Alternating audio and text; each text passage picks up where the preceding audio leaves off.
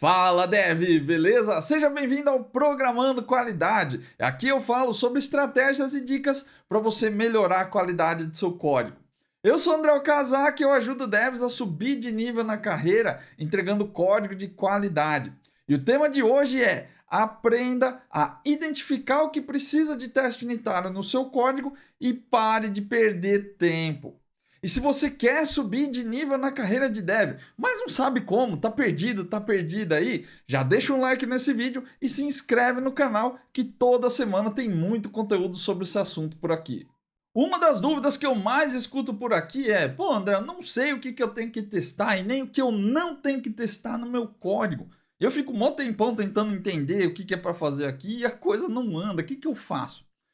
O mais curioso é que na maioria das vezes a gente acha que isso é falta de conhecimento técnico sobre testes, porque você ainda não sabe exatamente como que testa, você não tem muita familiaridade com o código de teste e acaba achando que tá faltando aprender mais. E aí você vai atrás desse conhecimento e quando você vai testar, você continua sem saber o que precisa testar. O que significa que isso não tem diretamente a ver com conhecimento técnico.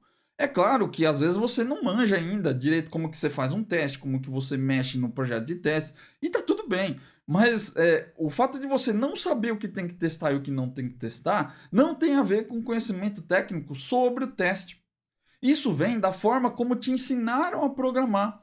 É a forma como eu aprendi, como você aprendeu e como a maioria dos devs aprende.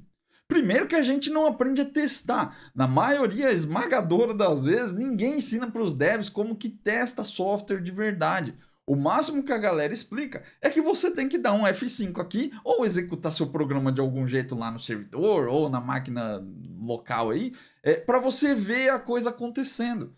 E aí o teste que ensinam você é usar o software, clicar em botão, preencher campo, fazer umas paradas lá. E isso não é testar exatamente, é um teste, mas é um teste bem diferente daquele que nós devs deveríamos fazer. Por exemplo, um teste unitário. Então, a diferença entre o que a gente aprende e o que a gente encara na realidade é muito diferente. E esse tipo de coisa vai gerando um monte de barreira para você entender o teste. Aí você fica perdido, você fica perdida na hora de testar. E principalmente você gasta muito tempo. Você fica um tempão tentando entender, tentando ver, tentando achar o que testar. E muitas vezes acontece um efeito pior do que não testar, né? Você acaba escrevendo teste que não serve para nada. Você testa uma classe ali de um jeito tosco, que é um teste que realmente não verifica se a sua classe está fazendo o que ela deve, se o seu método faz aquilo que ele deve fazer. E você acaba com um monte de teste que parece que está legal, que parece que funciona, mas que no final das contas não testa nada de útil. E aí é tanto tempo, é tanta confusão ali no nosso dia a dia, tanta coisa que mexe com a nossa atenção, né? Que vai desestimulando, porque você começa a achar que, pô, então eu não consigo fazer, isso aqui não é para mim, tem que estudar mais, eu tenho que ver, e você acaba desistindo. Porque no meio desse monte de barreira que você encontra, acaba não valendo a pena fazer teste. E você simplesmente desiste e deixa de lado. Então, eu sei que muitas vezes essas coisas acontecem com você, mas esse vídeo aqui é para te ajudar, a te dar um direcionamento, para você entender o que precisa, o que não precisa, como que você identifica essas necessidades de teste. E eu já vou adiantando aqui que é bem diferente do que você imagina. Tenho certeza que você vai terminar esse vídeo aqui com algumas ideias diferentes na cabeça, mas que vão trazer muito resultado para o seu código aí, vai trazer muita qualidade para o seu dia a dia.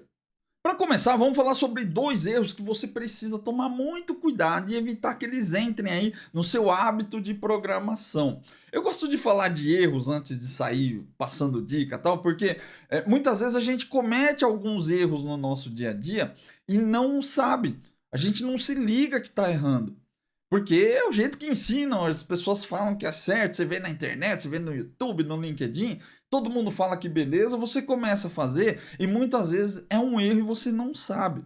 Então, antes de sair querendo fazer qualquer coisa, é muito importante que você visualize os erros, que você enxergue, porque quando você começa a ver, não dá mais para desver. E aí, uma vez que você vê que está errando, você vai perceber e vai evitar. Isso é crucial para as dicas que eu vou te passar agora. Então, precisa evitar esses erros aqui, beleza? Porque eles são muito comuns no nosso dia a dia. Ó. Primeiro erro: testar tudo que você vê pela frente. O primeiro impulso de quem começa a estudar sobre teste unitário é querer testar todo o código que aparece. E aí você testa tudo que você acha que tem que testar, qualquer linha, qualquer classe, qualquer tipo de componente que você tem, você começa a testar. E isso é um grande erro, porque existem partes do seu código que são mais críticas e que necessitam de mais teste. Assim como existem partes que não são tão críticas e que não necessitam de tanto teste assim, ou de tanto cuidado. Tem várias coisas que influenciam nisso, a quantidade de alterações que esse código vai ter, a localização desse código, né? Que tipo de a localização dentro da sua solution, né? Que tipo de responsabilidade você vai dar para esse código. Então tem uma série de coisas que influenciam na criticidade. Então, o que eu quero que você entenda aqui é que cada teste que você faz tem um custo-benefício.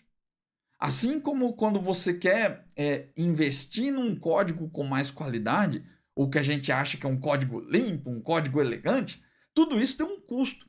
E esse custo precisa ter um retorno. Se você quer fazer alguma coisa no seu código, que seja uma tecnologia nova, ou que seja uma forma diferente de programar, é muito importante que essas coisas que você faça tenham um retorno. Porque se não tiver retorno, você está fazendo um trabalho à toa que não te leva a lugar nenhum. Assim como quando você investe um dinheiro na bolsa ou em algum lugar, você quer um retorno. É a mesma coisa. Só que a gente está traduzindo isso em trabalho. E aí você tem que ter ciência de que trabalho é igual a tempo. Então, se você trabalha mais, você gasta mais tempo. E o nosso tempo, obviamente, não é infinito. Seria muito legal se fosse, mas não é. O dia só tem 24 horas. Às vezes você tá achando que tudo tá atrasado, tudo é urgente, mas de repente você tá gastando o seu tempo tentando testar código que não tem um bom custo-benefício. Porque você quer testar tudo que você vê na frente. E aí você acaba gastando o seu tempo com coisas que não vão te dar retorno. Então, muito cuidado com isso. Não saia testando tudo que você vê pela frente. Isso vai te dar um prejuízo no futuro. Você precisa entender melhor o que precisa ser testado. Se você tiver tempo, se você for uma pessoa super mega rápida e entende as coisas rápido, talvez você consiga. Mas estatisticamente você não é esse tipo de pessoa.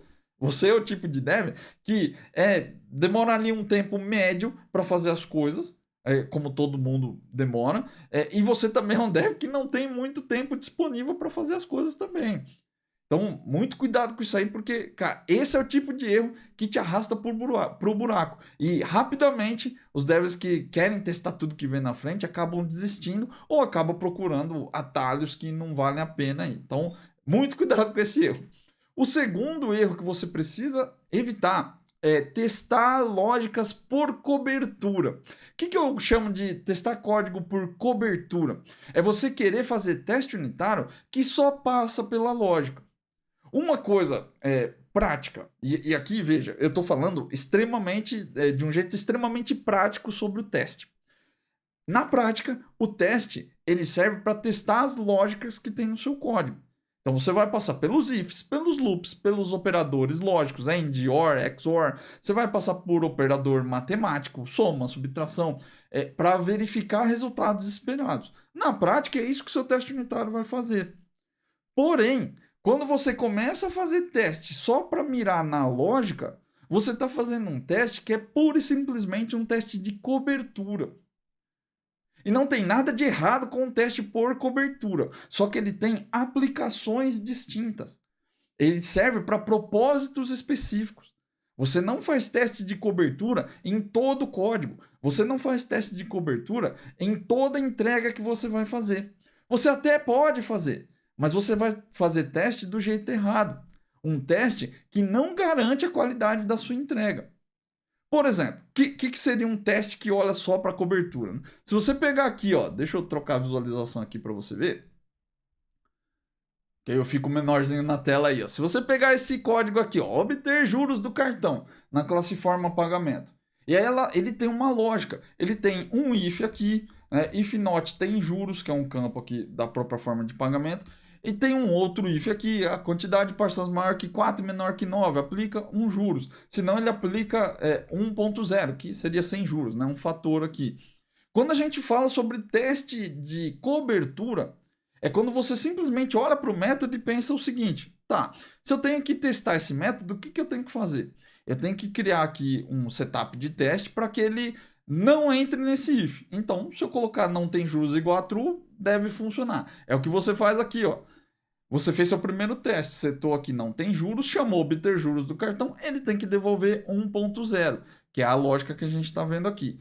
O segundo teste, olhando para essa lógica, qual teria que ser? Eu preciso passar um valor aqui de quantidade de parcelas, não tem juros tem que ser falso, e quantidade de parcelas tem que ser, por exemplo, menor do que 3, menor do que 4. Né? Ou igual a 4 aqui, porque a lógica está maior do que 4. E ele não vai entrar, ele vai continuar não entrando aqui, mas vai entrar no não tem juros. Então, eu vou fazer um segundo teste aqui para entrar nesse primeiro if e não entrar no segundo. Depois eu preciso fazer um teste para entrar nesse if. E aí ele tem que entrar com a quantidade de parcelas maior do que 4 e menor do que 9. Tem que fazer outras condições. Então perceba que eu estou fazendo um teste aqui olhando para um código que já está pronto. É por isso que o teste de cobertura ele tem aplicações específicas, porque não é sempre que você pode fazer um teste desse tipo. Toda vez que você faz um teste por cobertura, você está assumindo que o código está correto. E, de novo, existem situações onde isso é adequado e existem situações onde não é. É por isso que a gente acaba ouvindo coisas de chefe do tipo, o dev não pode fazer teste porque ele só faz teste viciado. Você faz teste viciado porque toda vez que você testa, você assume que o seu código está certo. Esse é o grande problema. É por isso que você faz teste viciado. E muito dev não presta atenção nisso. Às vezes falando, parece que é uma coisa óbvia, mas não é. Por quê? Porque é o jeito que a gente aprendeu a programar. A gente aprendeu a escrever a lógica baseado naquilo que a gente entendeu dos requisitos e depois fazer um teste. Então você vai lá, quando você vai lá fazer um teste, você assume que o código que você escreveu, ele está 100% correto e que ele não precisa de nenhum ajuste, que você não fez nada de errado. E aí seu teste por cobertura, ele acaba sendo uma caça a erros técnicos. E nem sempre um bug é um erro técnico. Essa é a diferença. Então um teste que mira qualidade, ele não está procurando só um Object Reference Not Set no seu código. Ele está procurando outros tipos de problema. Quando você faz teste por cobertura, anota essa que vale a pena. Você testa para passar. Você não testa para validar se o seu código está certo ou se ele está errado. Você testa para passar. Essa é a grande parada. É por isso que você vê muita gente fazendo teste de cobertura que às vezes não entende que você precisa primeiro quebrar o teste para depois fazer ele passar. Porque ele enxerga o código aqui, ó, ele lê o código e produz um teste exatamente para aquilo que precisa passar. É por isso também que não é tão eficiente assim você gerar seus testes usando o ChatGPT ou o GitHub Copilot. Quando você chega lá na inteligência artificial e fica pedindo para ele gerar código de teste para sua classe, o que ele vai fazer é simplesmente um teste de cobertura. Não é que você não pode usar as ferramentas, só não pode usar desse jeito. Tem que usar do jeito certo. Se você continuar usando o ChatGPT ou o GitHub Copilot só pedindo para testar sua classe, ele só vai fazer um teste de cobertura. E o teste de cobertura não vai garantir qualidade. Por quê? Porque ele testa para passar e não para validar se o que está escrito está certo. Então vamos lá. Para você aprender a identificar o que precisa de teste unitário e o que não precisa, a primeira coisa que você tem que fazer é entender um ponto. O teste sempre começa na análise. E a maioria dos devs acha que o teste começa pelo código. Isso é muito doido, porque a gente escreve e depois quer testar. Como você já viu aí antes, que eu já falei sobre o erro, né? Da gente querer fazer um teste por cobertura. Se você ficar escrevendo um montão de código para depois pensar em como que você testa, você vai sempre fazer um teste que busca cobertura. Você vai assumir que aquilo que está escrito está correto e o máximo que você vai fazer é ficar caçando erro técnico. Procurar lá se tem um erro de nulo no seu código, se voltou um valor zerado e não era para voltar. É o máximo que você vai fazer. Você nunca vai pensar naquilo que precisa pensar de verdade, que é a qualidade. Você vai pensar só em procurar erro técnico. Se você colocar um monte de try catch no seu código, ele nunca vai estourar exception. E aí ele nunca vai dar bug. Só que ele não vai fazer aquilo que precisa. Então, tecnicamente falando, você pode até caçar bug ali de referência nula ou alguma coisa do tipo. E vai ajudar. Só que não vai garantir a qualidade. Só isso não garante a qualidade. É como ter um monte de try catch no seu código. Então, teste não começa pelo código, começa pela análise. E o grande erro dos devs aqui é achar que a análise é uma parada para fazer documentação. Achar que a análise é fazer um monte de reunião com o seu usuário, é sair falando e vendo e vamos sentar e vamos formalizar as coisas, vamos documentar as coisas. A análise não é sobre isso. Eventualmente você precisa fazer uma documentação, eventualmente você precisa fazer uma reunião. Mas o objetivo aqui não é esse. O objetivo da análise é entender o problema. É você sentar com o seu usuário para ele te explicar o que está gerando problema para ele e por que ele precisa de uma alteração no software. Seja ela uma correção de um bug ou seja ela uma nova funcionalidade. As coisas acontecem no software porque o seu usuário precisa de alguma coisa. Ele tem um problema que precisa ser resolvido. O software, a natureza do software em si, ela já é essa. Não existe software se não existir problema. A gente cria software para resolver problemas. Mesmo um jogo que você pensa, mas um jogo não é assim. O jogo resolve um problema de tédio. Um jogo resolve um problema de, sei lá, de falta do que fazer. Mas é um problema. Ainda assim é um problema. Só existe usuário de software se o software resolver algum problema. Então, a nossa análise serve para entender o que o usuário precisa. E o que o usuário precisa é resolver um problema sempre. Você só vai sentar ali para entender qual é o problema que ele tem. A outra coisa que a análise faz é desenhar uma solução. Desde a solução de processo de negócio, para a gente entender como que, do ponto de vista do negócio, né, o problema precisa ser resolvido e transformar esse processo em software. Então, veja que quando a gente aprende a programar, o máximo que falam sobre análise, né, porque muita gente nem aprende sobre análise, é falar que análise serve para transformar o requisito do usuário em software. Isso não é mentira, é verdade. E é exatamente isso que eu estou falando aqui. Só que é muito vago você dizer que é pegar o requisito do usuário e transformar em software. Porque aqui a gente está pegando ideias soltas e transformando em código. E o que eu estou dizendo uma boa análise não faz só isso. Uma boa análise passa por entender o problema, passa por desenhar o processo de negócio que vai resolver esse problema e passa por transformar esse desenho em software. Criar uma solução. Solução não é programar. Programar é a forma de resolver o problema. Programar não resolve problema nenhum se você não tiver o foco, se você não tiver o direcionamento. E a análise que dá esse direcionamento. E o melhor de tudo é que esse direcionamento, esse entendimento de solução, esse desenho da solução, esse entendimento do problema, né, e o desenho da solução, a gente faz junto com o usuário. A gente não vai fazer da nossa cabeça. Ah, porque eu entendi que é para fazer isso e eu tenho que escrever. Você precisa de alguém que te ajude a fazer. Eu sei que às vezes você está numa situação na empresa onde você mesmo, que é o dev, está falando como as coisas têm que ser. E às vezes acontece. Só que essa responsabilidade está indo todinha para você. Quando a gente divide com o time, quando a gente divide com os usuários, e às vezes não é um usuário diretamente, né, uma pessoa que intermedia os usuários, você está dividindo a solução com mais pessoas. E o resultado sempre vai ser melhor quando você divide. Porque a ideia de uma pessoa nem sempre é a correta. Então, mesmo que você esteja numa situação onde não tem um usuário exatamente falando, tem gente para dividir isso com você. Então, o importante aqui é que essa solução e o entendimento do problema, né, ele venha de um conjunto de pessoas. Você não é uma equipe. Se você for, daí tudo bem. Mas se você tiver pelo menos mais uma pessoa trabalhando junto, precisa ser uma decisão em conjunto. Porque isso é que vai trazer a coisa mais para perto da realidade e mais para longe da nossa mente fértil que inventa soluções malucas que não resolvem problemas. Beleza? Então, análise é sobre isso. Entender o problema, desenhar uma solução junto com o usuário sempre. E aí, quando a gente tem todo esse.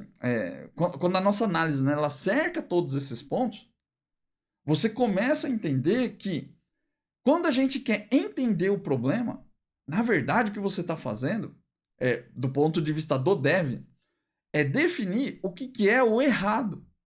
O que está acontecendo de errado dentro do software ou dentro do determinado processo de negócio ali, que está atrapalhando o usuário. Que às vezes é um erro no software, às vezes é um processo que está gravando coisas erradas, está calculando um valor errado. E para você entender o que é o errado, você precisa entender o problema. Então, o problema vai trazer à tona aquilo que é errado. E quando a gente fala sobre a solução, desenvolver um processo de negócio ou alterar um processo que já existe e desenhar uma solução que efetivamente vai virar software, isso define o que é o certo. Então, quando a gente senta para entender como vai resolver o problema, aí sim a gente está falando do como, de o que você tem que fazer, criar tabela e criar um campo e fazer sei lá o que, é uma parte da solução. A outra parte é desenhar o processo. Né? Mas tecnicamente falando, a gente está dizendo como vai resolver, na prática, com o código. Isso é o certo. É o que será feito. Ou melhor, não é o que será feito, é o que deve ser feito, que vai gerar determinado resultado ali. E aí eu te pergunto, se quando a gente faz a análise, eu vou entender então o que é o errado e o que é o certo, como é que você quer fazer teste no seu software se você não sabe isso? Como que você quer fazer um teste que seja manual ou que seja até um teste unitário se você não sabe o que é o certo e o errado dentro do seu software? Não tem como fazer o teste sem análise. Se você faz teste sem analisar o problema, que é o errado, e sem ter a solução, que é o certo, a única coisa que você está fazendo é testando coisas que saíram da sua cabeça. Se você não consegue saber como validar uma informação, não tem como testar. Por exemplo, a análise ela tem que te dizer qual é a mensagem que vai aparecer na tela. Em algum lugar do seu código tem essa mensagem e tem uma regra que gera essa mensagem. Seu teste unitário, na prática, ele vai validar se determinado ponto do seu código gerou essa mensagem e se determinado ponto do seu código aplicou essa regra. E às vezes eles estão no mesmo lugar, tecnicamente falando, no mesmo método, ou às vezes eles estão em lugares diferentes. Porque se aplica a regra aqui num ponto, devolve um boolean e aí a mensagem sai lá da tela, de acordo com a resposta do boolean. Por exemplo. Então, mas veja que, apesar de ter um fluxo que precisa ser testado depois, o teste unitário reflete o que saiu da análise. Eu tenho uma regra e eu tenho uma mensagem. Eu tenho que fazer teste unitário disso. É simples assim. Mas se você não tiver análise, não é simples. Se tiver análise, você fica batendo cabeça, porque você não sabe de onde saem as coisas. Então é por isso que eu digo que o teste começa na análise. Se você quer fazer bons testes unitários, precisa fazer boa análise também. Eu sei que parece que é chato porque você gosta do codiguinho, você gosta de escrever código, você gosta de programar, você quer ver as coisas acontecerem. Mas a análise de requisito faz parte do nosso trabalho. Nosso trabalho não é só programar. Se fosse só programar, você podia ser trocado por uma inteligência artificial que escreve código. E se você só quer continuar programando, talvez um dia você seja substituído ou substituída aí no mercado. Vai saber. O que valoriza seu passo, que faz você subir de nível na carreira, não é escrever o melhor código possível. Ajuda. Não estou dizendo que você não precisa saber. Mas não é só isso. Tem outras coisas que você precisa. E a análise de requisitos é uma delas. Se você quer fazer bons testes, tem que fazer uma boa análise. Agora que você já sabe que o teste começa lá na análise de requisitos, dá para a gente descer um nível e falar de código. Quando você for mexer no código para fazer seu teste unitário sem perder tempo, você segue a fila do teste. O que é a fila do teste? É igual fila de banco, é igual fila de mercado, é igual fila de qualquer coisa que você vê por aí. As coisas na fila, elas têm prioridade. Então essa fila serve para você entender o que é mais importante testar primeiro. Por que é importante você pensar nisso? Porque o seu tempo não é infinito. Então, se o tempo não é infinito, e geralmente ele é mais curto do que a gente gostaria, que tem isso também, né? Quando você for fazer seus testes unitários, é muito mais eficiente que você use o seu tempo, né, ou que você invista mais tempo nas coisas que são mais prioritárias. Por quê? Porque essas coisas mais prioritárias que eu vou te mostrar aqui, elas têm um custo-benefício maior. Lembra que eu falei isso lá na parte dos erros? Que você perde muito tempo do seu desenvolvimento, você perde muito tempo aí da sua carreira tentando testar coisa que não vai te dar retorno.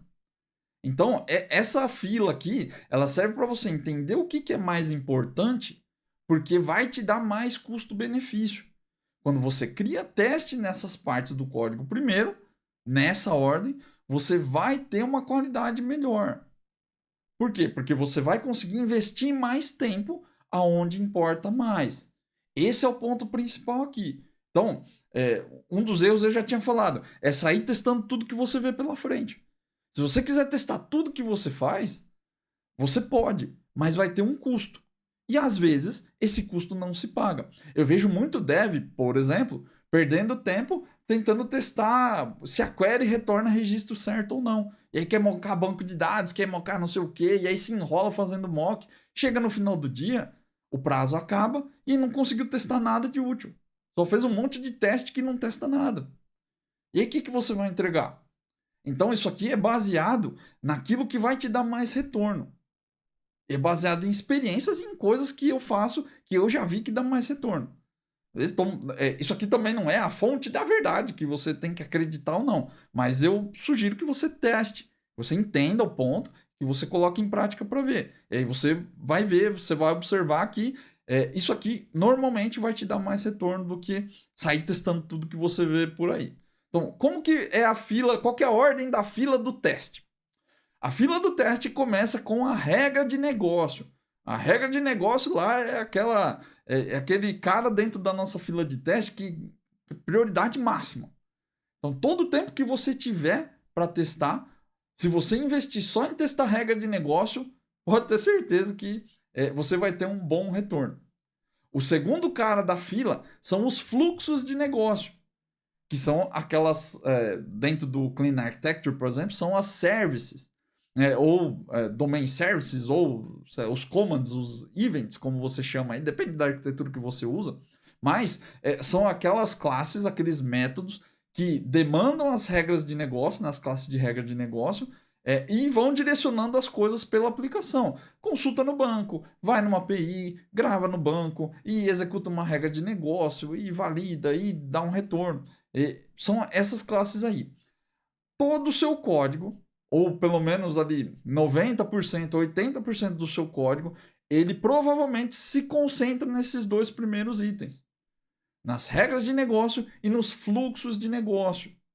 É a parte mais importante do seu código. Se você for num desenho de arquitetura, qualquer desenho que você imaginar, você vai ver que esses dois pontos eles estão no centro da coisa. Por quê? Porque toda recomendação de arquitetura diz para você concentrar suas regras de negócio num lugar só e seus fluxos de negócio também. Porque é o que a gente chama de core, é o ponto central do seu software. E por que é importante você ter mais teste nesses pontos? Porque se ele concentra 70, 80, às vezes 85, até 90% do código da sua aplicação, significa que esse é o lugar do código que vai ter mais alteração. Então não adianta você concentrar seus testes em lugares do código que tem pouca alteração, porque seu teste não vai ter retorno. O que paga o retorno do seu teste, o investimento que você faz no teste, é o quanto o seu teste garante o funcionamento de coisas que mudam muito. Não é sobre ter cobertura aí porque vai passar no build ou não vai passar no build. O seu teste ele vai se pagar quando alguém alterar uma regra, o teste quebrar e ele vê que alterou um comportamento. E aí, talvez, eventualmente, ele veja que alterou errado, ou ele veja que realmente está certo, e o comportamento desejado é que esse valor mude mesmo, e que o teste precisa ser adequado. Então, o teste unitário serve para isso. Esse é o retorno do teste. Então, quanto mais isso acontecer, mais o teste se paga, mais o investimento que você faz em teste se paga. Esse é um pensamento, ó, anota isso aí, porque, cara, isso é mega importante. É um pensamento que a maioria dos devs não tem. E só de você estar aqui assistindo esse vídeo até agora, você já pegou uma dica que eu garanto para você que 95% dos devs não sabe isso. Não para nem para pensar nisso. Que o retorno do investimento em cima do teste, ele volta quando o teste quebra. E quando alguma alteração que você faz passa por ali. Então, é por isso que esses caras têm o maior retorno de investimento. Então, eles têm que ser a sua prioridade sempre. Se tem algum lugar que você quer testar, vai em regra de negócio e depois vai em fluxo de negócio. É o maior custo-benefício que vai ter. Depois, você pode começar a testar coisas que são mais acessórias, mas que fazem parte ainda da sua aplicação. Um exemplo é mapeamento de objetos. Então, seguindo a fila aí, ó, o terceiro item, mapeamento de objetos. É quando eu preciso pegar, por exemplo, um valor que está dentro de um objeto de negócio e mandar ele para dentro de um DTO. Para eu poder mandar ele de volta pela controller, ou para poder mandar para o banco de dados, ou alguma coisa do tipo. Então, esse tipo de código, ele é importante ter teste também. Por quê? Porque ele faz parte do fluxo, né? Mas às vezes é um fluxo de transporte, não é exatamente um fluxo de negócio, mas ele interfere no funcionamento da aplicação, seja na saída da informação ou seja na entrada da informação. Então, mapeamento de objetos é importante. Muito cuidado aqui, principalmente se você usa um framework de mapeamento, tipo AutoMapper, por exemplo. É muito fácil a gente se enrolar com o AutoMapper e querer fazer mapeamentos malucos lá, que não é só um campo com o mesmo nome em dois objetos que você quer transportar. Às vezes você quer fazer um depara maluco com outra estrutura e tal. Então, muito importante fazer teste de mapeamento de objetos, porque às vezes você altera e isso modifica o comportamento da aplicação, né? Quebra, e é um comportamento que às vezes você não enxerga de cara, porque como é na saída ou na entrada da informação, às vezes é uma coisa que afeta diretamente sua aplicação e você não vê porque o resultado é o consumo de outro sistema. Por exemplo, numa API, né, se você devolve uma informação mapeada errada, quem vai sofrer é o consumidor, não é o sistema que você alterou. Então, às vezes, o impacto é cruzado, inclusive. Né? Em ambientes distribuídos, isso é mais crítico. Às vezes, dentro de um monólito, por exemplo, não é um grande problema. O quarto item da fila são as formações de queries. Muito provável que dentro da sua aplicação tem lógica na parte que monta as queries. Seja ela uma query de SQL Server, ou de Oracle, ou de Progress, ou alguma coisa assim, que usa a linguagem SQL, né? Select, asterisco, from, update, set, não sei o quê. Muitas vezes a gente precisa de lógica para formar os wheres, para formar os campos que você vai mandar para insert. E essa lógica precisa de teste também. Só que aí você vai colocar ele na quarta posição ali, formação de queries. Aqui você precisa tomar um cuidado extra, porque muitas vezes nas aplicações a formação das queries se mistura com regra de negócio. Então, muito cuidado com isso aqui. Às vezes você acha que formação de queries é uma coisa mega importante, mas aqui na fila do teste, respeita a ordem da fila. Na fila do teste, ele é só a quarta posição. Tem que testar muita coisa antes. Se você acha que tem uma grande necessidade de testar a formação de queries, provavelmente o seu software está cheio de regra de negócio na camada que faz acesso ao dado. Se é que você separou, porque muitas vezes também não separou. Tá tudo junto no mesmo lugar. Tá misturado com a formação das queries, está misturada com o fluxo de negócio. E aí parece que você está montando uma separação de responsabilidades, né? Que você tem uma classe de repositório, você tem uma classe de dados e que faz a conexão no banco, só que você recebe uma string nesse cara e essa string de SQL está sendo montada lá na classe de fluxo de negócio. Então, muito cuidado em como você está separando as coisas. Se você separou do jeito certo, a formação de queries ela é simplesmente um monte de if. Se o parâmetro está preenchido, você monta a query desse jeito. Simples assim e deveria ser simples assim. E aí, esse cara está na quarta posição. Na última posição da fila aqui é a montagem de requests externos. Quando você precisa chamar uma API, quando você precisa chamar sei lá, um gRPC ou alguma coisa assim, você tem que montar um JSON ou um web service que é um SOAP, né? Você tem que montar um XML, coisas desse tipo. Segue a mesma linha da formação das queries. Você tem parâmetros e muitas vezes você precisa montar o request de jeitos diferentes. Ah, aqui quando for nulo passa zero, ou se esse parâmetro estiver preenchido, você preenche ele no request. Coisas simples assim também entram na nossa linha de teste. Por que é importante testar esses dois itens? Porque eles também afetam, assim como a montagem de objetos, ali, um mapeamento de objetos, né? Eles afetam a aplicação, só que geralmente dá informação que sai da aplicação e vai para outro lugar. Às vezes é o banco, às vezes é uma API externa. Então, esses caras, eles geralmente têm bugs também. A gente encontra bugs ali. Então, é interessante testar, mas veja que, de novo, tá lá embaixo a prioridade. Se a sua montagem de request externo também tá cheia de regra e você acha que tem que testar muito, talvez tenha muita regra de negócio lá e você está misturando as coisas. A fila de teste termina aqui. Tem coisas que talvez tenha na sua aplicação e que eventualmente você precisa de teste. Por exemplo, já no .NET novo, o middleware. Se você tem uma classe de middleware ali para fazer um tratamento num request ou num response, provavelmente ele também vai precisar de teste. Mas esse tipo de código, geralmente, ou a gente encapsula num framework, né, e aí o próprio framework vai ter o seu teste, ou às vezes é um tipo de código que você não vê um grande problema de dar Ctrl+C, Ctrl+V entre as suas classes. Isso é muito comum, por exemplo, para conexão com banco de dados, né? Coisa que a gente não quer sair distribuindo como componente por aí, porque exige uma complexidade, né? Exige um versionamento, e às vezes você não tem um time que pode cuidar disso. Então, esse tipo de código, às vezes, precisa de teste. É desejável que tenha. Mas se você tiver coisas desse tipo, joga a prioridade deles aqui para baixo também. Depois do 5. Beleza? Eu não coloquei um tudão aqui, o resto fica depois do 5, porque tem coisas que a gente vai falar daqui a pouco que não precisam de teste. Mas existem coisas que talvez precisem de teste e que você pode encaixar aqui na fila. Mas entenda que, veja que aqui, você já fez teste de regra de negócio, você já fez teste de fluxo, já fez de mapeamento, já fez 5 itens de teste. E que provavelmente aqui para você não é uma classe, não é duas classes, são várias classes. Então, a gente está falando aqui de coisas que têm prioridade baixa. Por isso que eu não fico detalhando. E de repente no seu código tem um monte de peculiaridades lá e não precisa testar.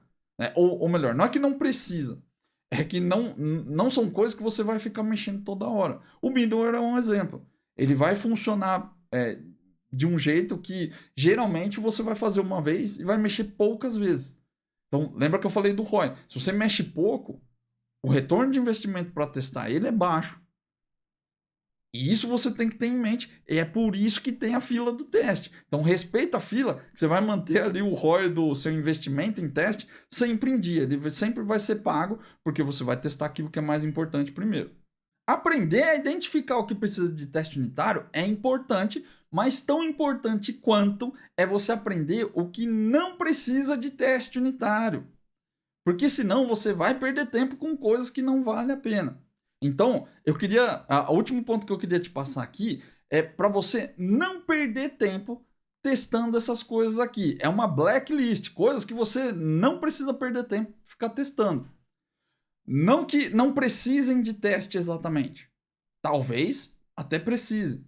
Mas o custo-benefício de fazer teste nesses pontos aqui, ele é muito, muito baixo. Por quê? Porque geralmente tem pouca alteração e geralmente é muito mais difícil de testar. Você vai encarar testes unitários muito mais complexos.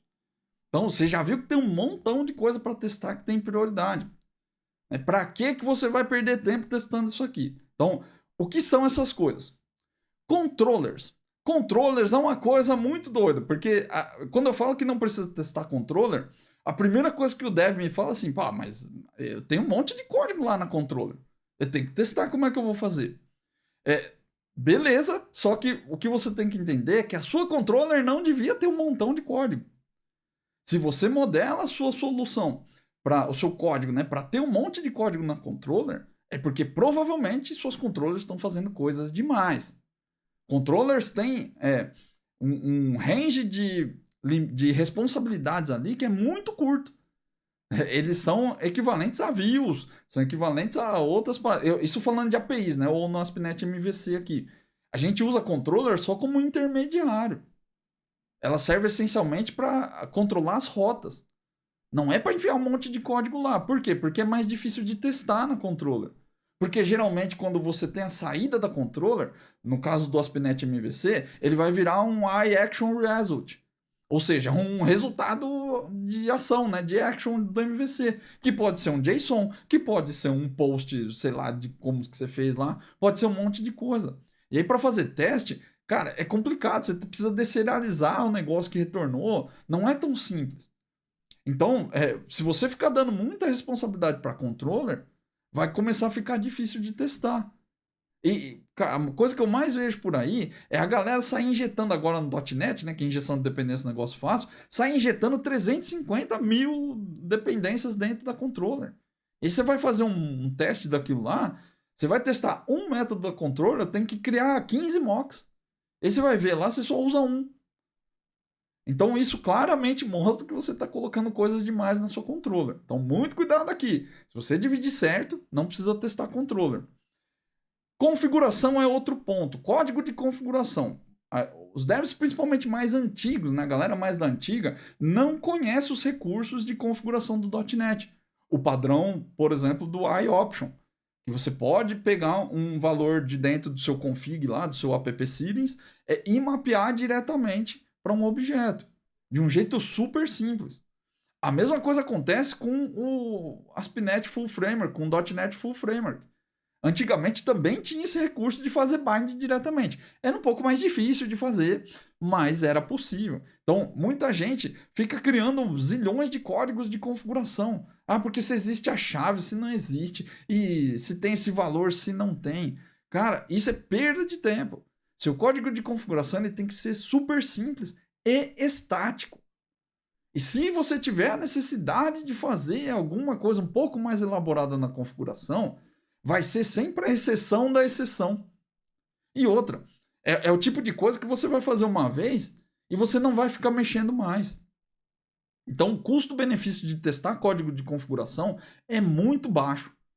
Então, eu sempre jogo isso para a última página ali das minhas prioridades e, assim, eu só testo se for um negócio muito, muito simples. E se eu vejo que tem muito código ali, porque às vezes você está mexendo num legado, né? E o legado já está lá, eu nem faço teste. Porque já está funcionando, cara, ninguém vai mexer, então deixa aí. Se eu for mexer, aí sim, né? Estou fazendo uma alteração, vou fazer teste unitário. Mas aí eu foco o meu teste só naquilo que eu fiz. E não em todo o código de configuração. Então, configuração é uma coisa que não vale a pena. Outra coisa que não vale a pena testar: conexão com banco e afins. O que é o afins, né? São coisas parecidas com banco, mas não é banco de dados exatamente. O Redis, por exemplo, é um banco de dados de chave e valor, né? Mas geralmente a gente encara ele como se fosse um cache ou alguma coisa assim. Conexão com filas, por exemplo, com software de fila. Esse tipo de conexão com outras coisas, né, que você conecta, tá? Tem um driver ali, elas não valem a pena de testar. Primeiro, porque geralmente é bem complexo o teste. Porque você precisa conhecer o driver, né? E às vezes o driver do SQL Server, do Oracle, do Progress, ou sei lá o que você está usando aí, do MongoDB. E às vezes esse driver, ele suporta teste e às vezes ele nem suporta. Às vezes você vai tentar testar lá e ele não tem interface, ele não dá para injetar, não dá para fazer as coisas direito. E você nem vai conseguir fazer teste unitário direito com ele. Porque afinal seu teste unitário não pode ir no banco. E aí como que você vai testar o negócio se ele te obriga a conectar no banco? E mesmo que ele tenha uma interface que você consiga injetar, que seja um pouco mais simples de manusear, muitas vezes o código de teste ali ele não é tão simples. Se você pegar o SQL Server, obviamente o driver é muito fácil de testar, porque foi feito pela Microsoft, pensando no .NET. E é o mantenedor do projeto do .NET. Então é claro que eles vão pensar num jeito de ser testável. Agora, se você já pega um banco de dados como o Oracle, como o MongoDB, eles têm interfaces internas que você precisa manipular. E seu teste unitário, seus mocks, eles começam a ficar complexos. Software de fila é a mesma coisa. Vai testar uma conexão com Kafka ou com RabbitMQ. Não é tão simples quanto parece. E esse tipo de coisa não muda. Você vai fazer uma vez e não vai mudar. Só vai mudar quando talvez você queira mudar o banco de dados. Mas no geral, você mexe uma vez e não muda mais.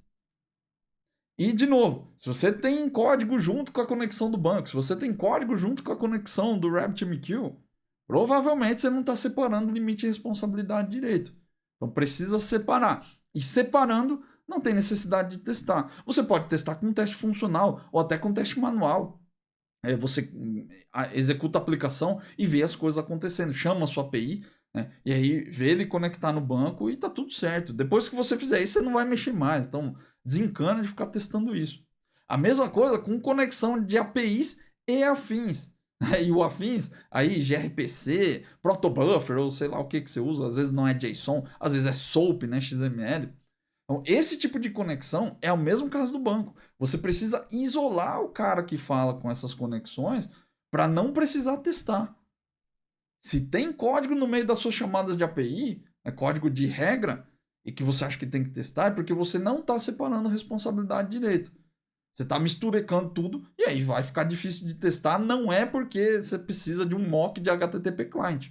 É porque você não está sabendo dividir sua aplicação do jeito certo.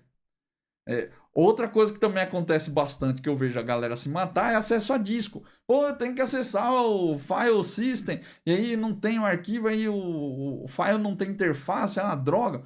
Cara, não precisa. E isola também, mesma coisa. Ficar tentando mocar, e esse aqui quer um proxy para fazer, você só está criando complexidades. Isola isso de algum jeito lá e tira isso da sua linha de teste. Não vale a pena. Uma regra aqui, para esse tipo de coisa, mantenha sempre do lado de fora da sua aplicação. Nos desenhos de arquitetura, é sempre a última camada, aquela camada que fica do lado de fora, a última parte da arquitetura, que é o último limite do seu sistema. Que tá junto ali, tudo isso aí tá no desenho. Controller, configuração, banco de dados, né? Na arquitetura hexagonal, por exemplo, ele chama de portas, né? As coisas que você conecta nas portas. Então, tudo isso você precisa priorizar ficar do lado de fora. Ah, André, mas na minha aplicação essas coisas não estão do lado de fora, elas estão do lado de dentro. E aí como é que eu vou fazer o teste então? Porque eu não tenho permissão para alterar isso, eu não tenho, né? O time fez lá o desenho, eu não posso ficar mexendo nesse tipo de coisa. Então você precisa, se for o seu caso, você precisa procurar uma forma de isolar. Às vezes criando um proxy na frente, né, uma classe de proxy com uma interface, aí você injeta essa interface, mas você precisa tentar isolar isso. É super prejudicial para a qualidade do seu código deixar esse tipo de coisa tudo junto. Controllers grandes, configuração cheia de código, código de conexão com coisas externas, cheio de código e de regras de negócio. Isso é prejudicial. O quanto você conseguir isolar, como eu costumo fazer aqui, por exemplo, nos meus repositórios, ó, que praticamente não tem linha, tá vendo? Só tem, isso aqui é um cliente de MongoDB, ele só tem o find. Ele tem o find e um first or default async aqui, ó, não faz mais nada. Eu não preciso fazer um teste desse porque ele só chama o driver e dá um return. Não tem o que testar aqui. O seu código do lado de fora, né, o seu código externo de conexão com o banco, de conexão com a API, ele precisa chegar em modelos desse tipo. Um código super simples que você nem precisa se preocupar em testar. Se você está com preocupação de fazer muito teste nessas partes aqui, ó, pode ter certeza que você tem outros problemas que você precisa aprender a resolver que não é sobre fazer teste unitário ainda. E para terminar, eu quero que você coloque em prática, porque se você não fizer isso quando terminar esse vídeo, a informação vai entrar por um lado e vai sair pelo outro. E eu não quero, quero que você aprenda alguma coisa de verdade com esse tempo que você investiu aqui comigo. O que eu recomendo que você faça para colocar em prática? Então, pensa aqui que não é para sair fazendo 300 milhões de coisas. Começa devagar. Baby steps. Uma coisa pequenininha que você conseguir fazer já vai ajudar a assimilar melhor esse conhecimento. E aí, se for o caso, você volta aqui nesse vídeo, assiste de novo e coloca outras coisas em prática, beleza? Então, ó, o que eu recomendo que você faça? Faça análise da sua atividade. Senta ali, investe um tempo para você entender, como a gente já falou, qual é o problema, ou seja, qual que é o errado no caso da sua atividade, e qual que é a solução que você vai dar, o que vai ser o certo. Para desenhar um processo, para entender ali e desenhar a solução de fato no código, para você entender o que é certo e o que é errado para essa atividade. Uma vez que você descobriu o que é o errado e o certo, eu quero que você faça um teste unitário. Não precisa fazer 300 testes. Faça um teste unitário para a coisa errada. E aqui é uma sacada. Se você fizer o teste para a coisa que é o certo, é a mesma coisa que você costuma fazer sempre, eu tenho certeza. Então eu quero que você faça um teste unitário para aquilo que é errado, aquilo que o seu código não deve fazer. E principalmente aquilo que o seu código faz hoje que é errado. É para você verificar se esse comportamento que você descobriu errado, o seu código está fazendo certo, né? Ou seja, não está fazendo. É muito importante que você escolha a coisa errada para testar. O não deveria ser assim, em vez do deveria ser assim. Porque você vai começar a acostumar seu cérebro a pensar em caminhos diferentes que não é só aquilo que você escreveu que você acha que é o certo. Isso é uma das coisas que faz você exercitar esse pensamento de o que eu tenho que testar e as possibilidades que eu tenho ali dentro do meu teste. Isso é bem legal, você vai ver que só isso, só esse exercício vai mudar várias coisas na sua cabeça, vai mudar várias coisas que você faz no dia a dia, que você vai começar a perceber todos os erros que eu falei aqui, que eles, se você comete eles, né, eles vão começar a pipocar na sua cara aí, que provavelmente são coisas que você nem achava que acontecia. Né? Então, bota em prática aí que eu tenho certeza que você vai melhorar muito a qualidade do seu código aí, beleza? Espero que você tenha gostado desse conteúdo. Se você gostou, deixa um comentário aqui para me dizer se você entendeu, se você não entendeu, se você tem outras técnicas para identificar o que precisa de teste unitário. Se quiser dividir, se quiser perguntar, comenta aí nesse vídeo. Não esquece de deixar um like também. E se te ajudou de verdade, encaminhe esse vídeo para outros devs, né? Compartilhe esse conteúdo com outros devs para que a gente tenha cada vez mais pessoas entregando código de qualidade por aí. Beleza? Um grande abraço e até a próxima.